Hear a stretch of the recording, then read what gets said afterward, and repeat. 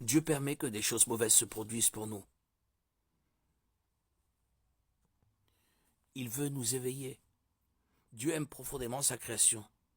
Mais le monde a été affecté par le péché.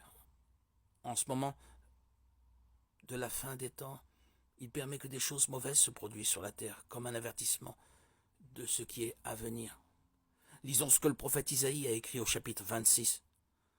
Mon âme te désire pendant la nuit et mon esprit te cherche au-dedans de moi. Car lorsque tes jugements s'exercent sur la terre, les habitants du monde apprennent la justice. Dans ce passage, les ordonnances font référence aux catastrophes, aux tragédies, aux événements adverses qui se produisent sur la terre. Par exemple, la pandémie qui a eu lieu en 2019-2020 de coronavirus a causé des souffrances et de la peur dans le monde entier, entraînant des millions de décès en peu de temps.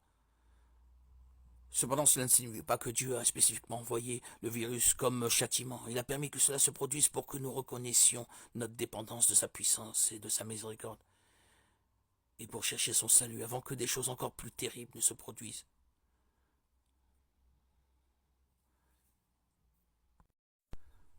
Le Seigneur a donné la vie de son propre Fils pour que nous puissions être libérés du péché et nous réconcilier avec lui par le sang de Christ. Mais il ne sera pas bon avec tout le monde à la fin des temps. Dans Isaïe chapitre 24, le prophète a dit « La terre est déchirée, la terre se brise, la terre chancelle comme un homme ivre, elle vacille comme une cabane.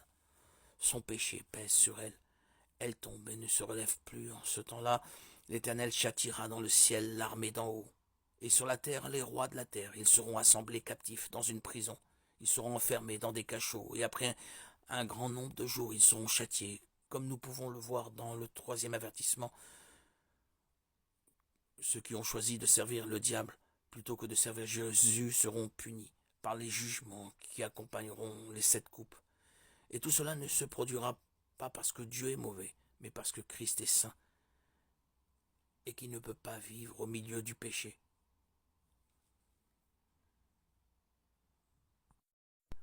Cherchez le Seigneur pendant qu'il est temps.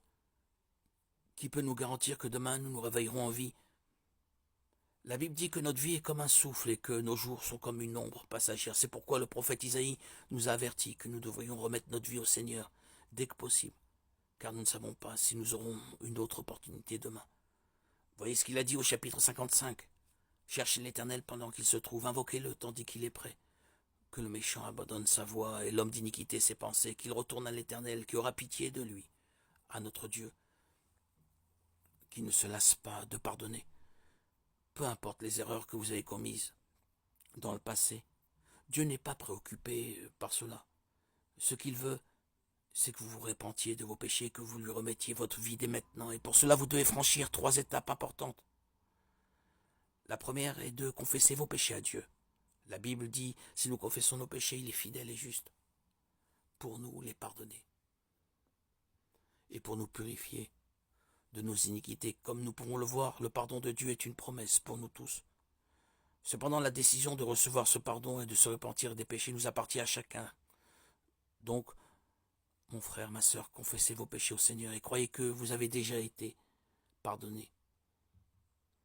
La deuxième étape est de choisir de marcher dans la lumière de la Bible, de l'enseignement que le Seigneur nous a donné. Il est écrit, la nouvelle que nous avons apprise de lui et que nous vous annonçons, c'est que Dieu est lumière et qu'il n'y a point en lui de ténèbres. Si nous disons que nous sommes en communion avec lui et que nous marchons dans les ténèbres, nous mentons et nous ne pratiquons pas la vérité. Mais si nous marchons dans la lumière comme il est lui-même dans la lumière, nous sommes mutuellement en communion, et le sang de Jésus son Fils nous purifie de tout péché. Marcher dans la lumière signifie abandonner la vie de péché et permettre à Jésus de transformer notre esprit et notre cœur. Lorsque nous faisons cela, nous lui accordons la liberté de nous transformer quotidiennement et trouvons la force de vaincre le péché.